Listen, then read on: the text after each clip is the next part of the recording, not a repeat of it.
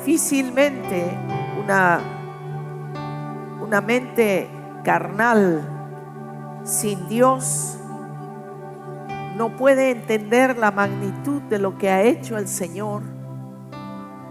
No logra alcanzar una mente humana en su propia capacidad lo que ha hecho el Señor cuando vino a esta tierra.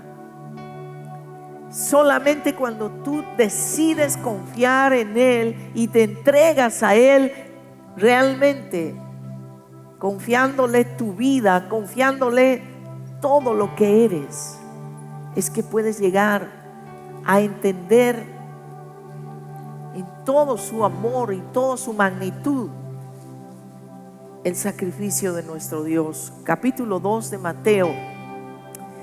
Vamos a leer este pasaje que nos revela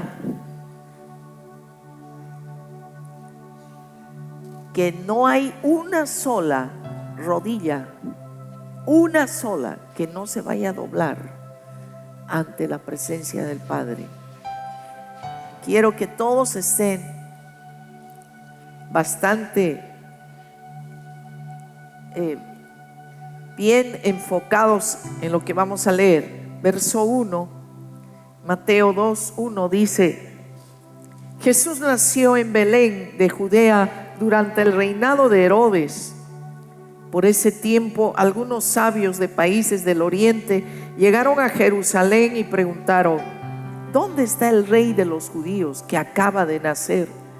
Vimos su estrella mientras salía y hemos venido a adorarlo.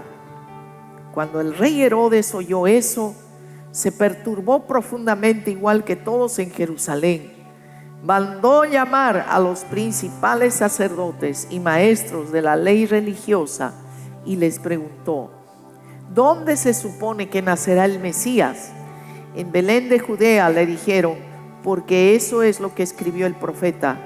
Y tú, oh Belén, en la tierra de Judá, no eres la menor entre las ciudades reinantes de Judá, porque de ti saldrá un gobernante que será el pastor de mi pueblo Israel. Luego Herodes convocó a los sabios a una reunión privada y por medio de ellos se enteró del momento en el que había aparecido la estrella por primera vez.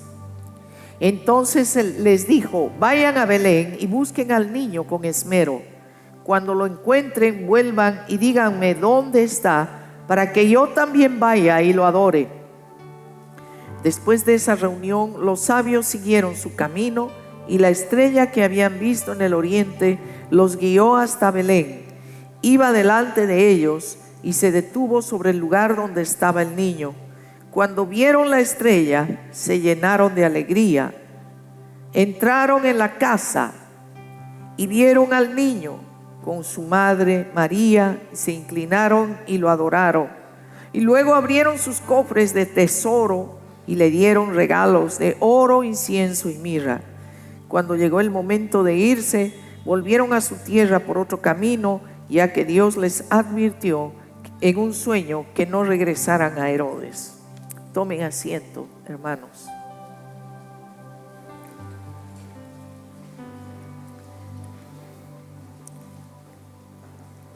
No va a haber una sola rodilla, ni una sola cabeza que no se incline y rodilla que no se doble delante del Señor. Así sean o no sean cristianos o hijos de Dios, todos van a tener que doblar su rodilla delante del Dios eterno. La prueba de esto es que estamos viendo, todos se inclinarán ante Él, todos. Y la prueba es que estos sabios de Oriente, de las lejanas tierras de Persia, astrólogos, filósofos, no eran precisamente estudiosos no conocían como los rabinos a Dios. Ellos no eran del pueblo de Dios. Pero estos hombres tenían algo muy significativo e importante en sus vidas. Estos hombres, que eran los sabios del Oriente, tenían un deseo de conocer la verdad. Tenían un deseo de saber acerca de la verdad. Y es ahí donde ellos descubren, probablemente porque en la Biblia ellos habrán de alguna manera leído el Torá. El Torá son los 5 primeros libros de la Biblia que se escribieron en un principio, el Pentateuco. Y tal vez llegaron estos libros a sus manos, y ahí en el libro de Números, en el capítulo 2, está la profecía de que iba a venir un gran rey a la tierra. Pero nadie sabía cuándo, nadie sabía en qué momento ni quién era. Pero yo creo que ahí fue la inspiración de Dios que tocó sus corazones. Recuerden que en la Biblia la palabra dice que nadie se puede acercar a Dios si no es dado por Dios mismo este hermoso don o regalo. Nadie se puede acercar a Dios por su propia cuenta. Es solamente un don divino. Estos magos fueron inspirados por Dios para descubrir algo espectacular en la creación, en el universo, entre todas las estrellas que ellos conocían, entre todo lo que ellos habían visto.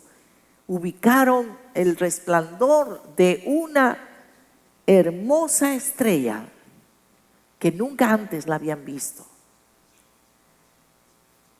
Y solamente Dios les ha podido revelar que esa estrella se debía a la llegada de ese gran rey. Entonces ellos no dudaron, probablemente se prepararon con tiempo de anticipación porque el viaje iba a ser largo. Ellos viajaban en camellos, no había ómnibus, no había aviones, no había nada de eso. Ellos se prepararon con su propia, ellos como sabios del Oriente, hombres que tenían muchos recursos. Aparte de que ellos dejaron todas sus comodidades y todas sus cosas, y decidieron ir a verificar personalmente quién era ese rey, de dónde venía. Siguieron la señal de la estrella. Y eso es algo sorprendente y es algo histórico.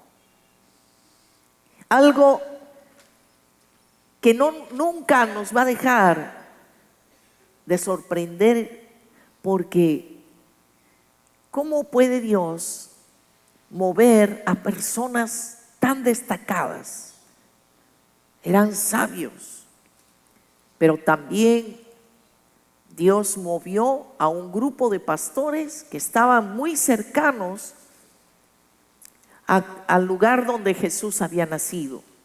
No solamente eran impulsados estos sabios del Oriente, sino también aquellos pastores que quedaron totalmente sorprendidos cuando esos ángeles se les revelan y les dice todo el mensaje que recibieron. Pero lo más grande es que estos sabios, sin conocer a Dios, sin saber mayores cosas de Dios, no sabían de dónde venía ese rey, solo sabían que tenían que seguir esa señal de la estrella. Llegaron hasta Jerusalén. Aquí el relato nos dice de que en el versículo 3, cuando el rey Herodes escucha que estos sabios iban en busca de un rey, ¿qué dice? Se turbó y se perturbó. Y no solo Herodes, sino todo Jerusalén. Ahí estaba la naturaleza humana. Verso 3 dice: perturbó profundamente, no por encima, porque había muchos intereses, mucha gente que vive en la oscuridad, esclavos del pecado, del egoísmo humano, de la codicia humana. Cuando escuchan que va a venir algo poderoso, algo diferente, algo que va a sacar a luz, se perturban. Herodes se perturbó y también Jerusalén. ¿Cuántas personas se perturban tantísimo cuando escuchan hablar de Jesús? Cuando escuchan hablar del amor de Dios, no les interesa la vida que pueden llevar. Lo que quieren es lograr sus objetivos. No les gusta escuchar de la luz. No quieren salir de su oscuridad. No quieren que nadie los guíe hacia la luz. Es gente rebelde, gente que no quiere cambios. Ahí está todo tipo de personas. Gente que decía: alguien nos va a destituir de nuestro cargo, decían los fariseos. ¿Quién es ese rey? Y Herodes decía: ¿un rey? ¿Y si yo soy el rey? ¿Quién es ese rey? Herodes estaba decidido a matarlo. Todos se perturbaron con la llegada de Jesús, pero ahí estaba la mano de Dios. Y los reyes magos llegaron hasta donde estaba el Mesías, el enviado de Dios. Los fariseos y la gente que es profundamente religiosa en Israel hasta ahora no conciben que haya llegado el Mesías. Ellos todavía están esperando al Mesías, pero Jesús ya llegó. Jesús ya resucitó. Jesús ya es el Rey de la gloria. Amén. Amén. Y muchas personas no quieren reconocer esto porque interfiere con sus situaciones personales, sus intereses personales. Están en juego de mucha gente que no quiere reconocer a Jesús como su Señor. Pero Él, así quiera o no, Él es el Señor. Amén. Él es el Rey de Reyes. Así se quiera o no se quiera, Él ha resucitado. Y Él es el mismo de ayer, de ahora y que siempre lo va a hacer. Jesús. Amén. Mucha gente lo estaba relacionando al Señor con intereses inclusive políticos. Decían: uy, ha venido ya a destronarnos, ha venido. La gente mira al Señor como si Él fuera, hay tantas deformidades horribles que están hablando de Jesús. Gente que cree que Jesús, creen cosas blasfemas, herejes, cosas terribles de Jesús, porque ellos son así. Ellos hablan que Jesús ha sido lo peor, y quieren derribar la reputación. Es como querer apagar el sol. Es imposible. Toda persona que no adore al Señor nunca va a poder existir. Solamente está subsistiendo, solamente está tratando de vivir. Aquellos que adoran al Señor, conocen y viven una vida que le agrada a Dios, son los que realmente viven una vida total y completa. Amén. Amén. Además, una de las cosas que más perjudica a las personas es el orgullo. muchas personas no quieren reconocer a Jesús por orgullo, porque Jesús no vino con gran pompa, no vino como un figurete, no vino para aparentar y decir: miren, yo soy aquí, tengo rayos en mis manos, puedo volar, puedo. No, Jesús nunca quiso resaltar, nunca tuvo orgullo. Mucha gente, siendo cristianos, quieren figurar, quieren que se los reconozca, quieren tener la primacía. El orgullo es lo que más afecta en nuestra relación con Dios. Estos reyes, estos sabios del oriente, fueron capaces de humillarse tantísimo. No les interesó todo ese viaje que tenían que hacer. No les interesó, no sabían quién era el rey. Averiguaban y la gente decía, estaban asombrados. Decía: pero ¿cómo? ¿Qué rey? Y esto es el problema de la persona que es orgullosa.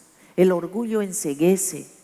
El orgullo crea una terrible autosuficiencia que es demasiado peligroso, demasiado peligroso. Cuando estos reyes o sabios del oriente llegaron, ¿qué es lo que hicieron? Cuando vieron a ese niño, dice en el versículo 11, entraron en la casa, vieron al niño con su madre María. No estaba en una cuna de oro, en un lugar impresionante. Era un lugar sencillo, pero ellos sintieron la presencia de Dios en ese pequeño y se inclinaron y lo adoraron. Amén. Conocían a Dios, no conocían a Dios, pero lo adoraron. Lo adoraron. Es imposible dejar de adorar a Dios. Cuando estamos frente a Él, cuando lo buscamos en el momento personal de comunión con Él, es tan importante adorarlo. Es importante cuando estamos aquí adorando al Señor, no podemos dejar de levantar las manos, no podemos de dejar de lado nuestra profunda admiración por ese precioso y amado Señor. Le adoraron, mis hermanos. Qué hermoso es saber que estamos adorando al Rey de Reyes y Señor de Señores. Qué hermoso es, hermano, que nosotros tenemos una comunión con Él. Un rey que nunca va a pasar, un rey que busca lo mejor para sus hijos. Amén. Estamos viviendo en el reino, pero dentro de un reino natural, estamos en el reino espiritual de Dios. Amén. Y eso es lo más grande que puede haber. Tenemos la revelación de Jesús en nuestra vida, y eso es lo que tienes que luchar para permanecer constantemente en esa revelación. Amén. Amén. Porque realmente muchos buscan a Dios y quieren verlo en las cosas más espectaculares, pero Dios está en lo más sencillo. Está en las cosas más sencillas y en las más grandes. Está en todo, Dios. Lo importante es que tú lo puedas discernir. El Señor está en los sucesos más simples, donde tú puedes tener paz, alegría y sentir el amor de Dios. Amén. Eso nos está hablando a través de esto. Esos hombres tan importantes, sobresalientes de su época, reconociendo a un pequeño niño que había nacido en un simple pesebre. ¿Qué era eso? Era el espíritu de la adoración, el espíritu de la búsqueda de Dios. Cuando uno busca a Dios, lo encuentra. Amén. Nunca dejes de adorarlo, nunca dejes de darle gracias. Amén. Así tú pienses que tu vida, ay, mi vida, pero mi vida no tiene nada de extraordinario, mi vida. No, tu vida es muy importante. Tú eres muy importante. Y todos los eventos que tú vives, Dios lo vive contigo. Y Dios está en ti. Amén. Tú eres la morada de Él. ¡Qué privilegio! Amén. Eres su hija, eres su hijo. Eso es tremendo. Entonces, el que busca a Dios es porque Dios mismo ha puesto ese sentir en una persona. Dice que nadie puede ir en pos de Dios si es que Dios mismo no ha puesto ese sentir en una persona. Si tú tienes ese deseo de buscar a Dios, búscalo a Él, ámalo a Él, entrégate a Él, y tu naturaleza carnal se va a ir diluyendo y desapareciendo, pero tú te vas a parecer más a tu papá Dios. Los sabios trajeron unos regalos al Señor. Uno le regaló oro. Y cada uno de estos regalos significaba algo en la vida de Jesús, algo que iba a suceder, algo que Él era. El oro, por ejemplo, representa la pureza y la realeza. En los reinos siempre hay oro. Le pusieron el oro porque para los sabios Él era el rey. El rey con mayúscula, el rey. Un pequeño niño, ¿no? Qué espectáculo, qué cuadro más increíble. Un niño en un pesebre, no en un colchón de los mejores anatómicos, nada. Era en las ramitas donde comían los animales. Pero ahí estaba estos sabios adorándole a Jesús y dándole oro, diciéndole: tú eres el rey, tuya es toda la autoridad. Se estaban inclinando delante del rey, estaban reconociendo su soberanía. El oro representa la pureza, y representa algo que nunca va a pasar. Jesús tiene el reinado eterno. Amén. Ahí en el reino de Dios no hay democracia. Ahí en el reino de Dios no es que, a ver, votaremos esto, que bueno. No vamos a estar preocupados por eso, porque tenemos un Dios tan bueno, sabio, que nos va a guiar y nos va a gobernar de la mejor forma. Él es el Rey de Reyes. Amén. Démosle un fuerte aplauso. Él es el Rey, el único Rey. Por un tiempo tendremos que aguantar algunas cosas acá en esta tierra, pero mientras podamos, vivamos de la mejor forma para que Dios pueda manifestarse a este mundo a través de nosotros.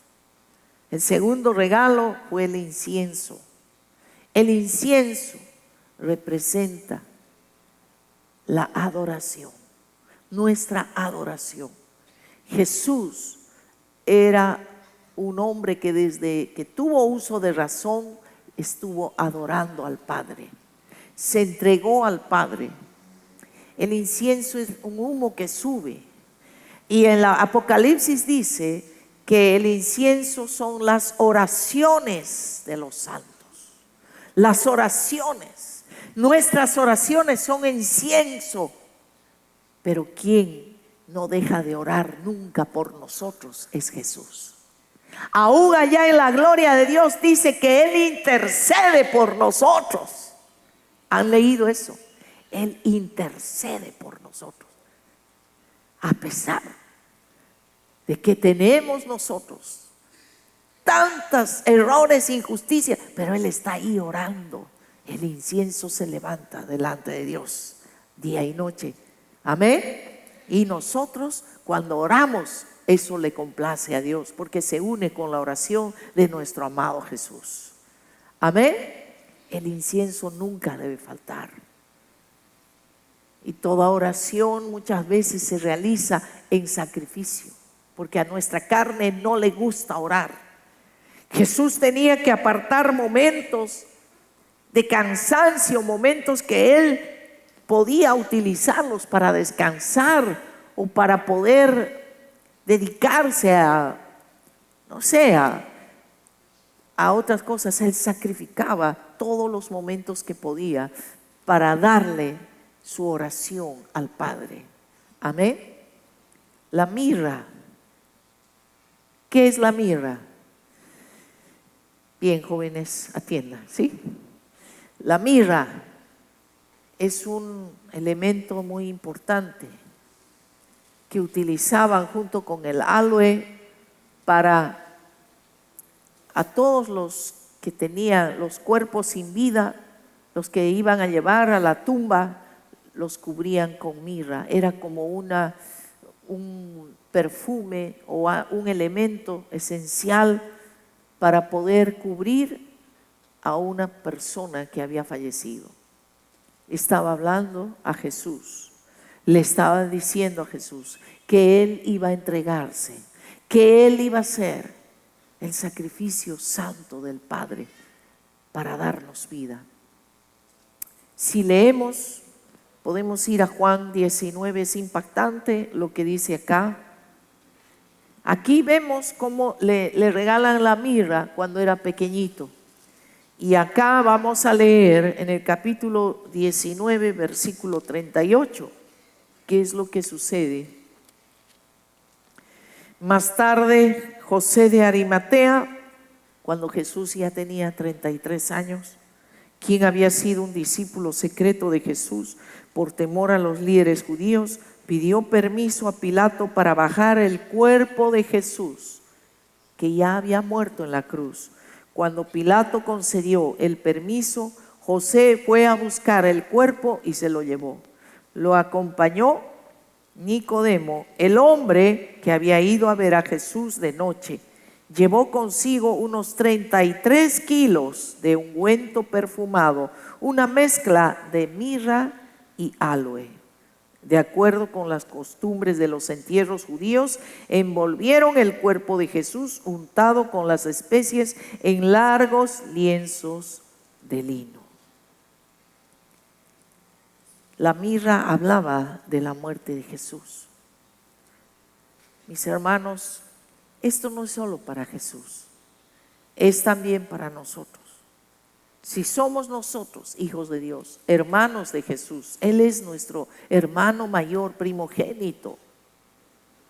Entonces también en nosotros que seguimos las pisadas de nuestro amado Señor, tenemos que entender que somos hijos de Dios, el gran Rey de Reyes. Por eso dice que nosotros somos linaje escogido, real sacerdocio. Amén. El único Rey es Jesús, pero nosotros tenemos la naturaleza del Padre porque somos sus hijos. Y también nosotros tenemos la autoridad para orar y levantar nuestra oración como un fresco perfume delante de Dios, como un incienso. Tenemos la misma autoridad que Dios le dio a Jesús para que a través de la oración podamos hacer o podamos deshacer. Y lo tercero, lo que tal vez no nos gusta, la mirra, tenemos que aprender a morir. Y estamos en ese proceso de tener que morir a nuestro yo, tener que morir a nuestros deseos, a nuestros impulsos, a todas las cosas que nos pueden afectar y nos pueden apartar de Dios. Cosa que no es fácil, cosa que es algo complicado.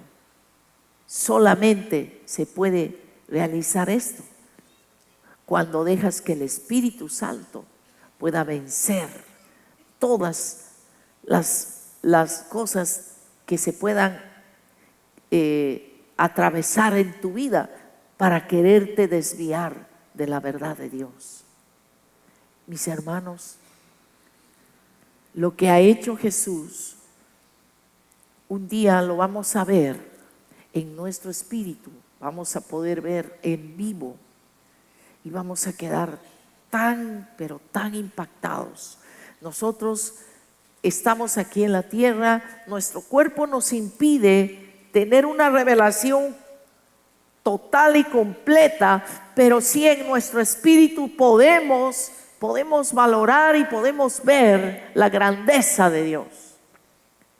Cada momento, cada tiempo que se viene de la Navidad, no es, ay, aprovechemos, vendamos esto, compremos esto, hagamos esto. No, es para reflexionar en lo que hizo nuestro Dios enviando a Jesús a la tierra. Por eso también es la mejor época para nosotros compartir, para poder dar lo mejor, para poder entender cuánto Jesús nos dio. Estos hombres de Persia nos dan una pauta muy importante de que un día toda rodilla se doblará delante de Él. Amén. Y nos da una pauta de que ahora nosotros voluntariamente y por amor doblamos nuestra rodilla ante nuestro Creador, porque lo reconocemos a Él como nuestro único Rey y nuestro único soberano sobre todas las cosas. Él es el Rey de reyes y Señor de señores. Amén. Ponte de pie.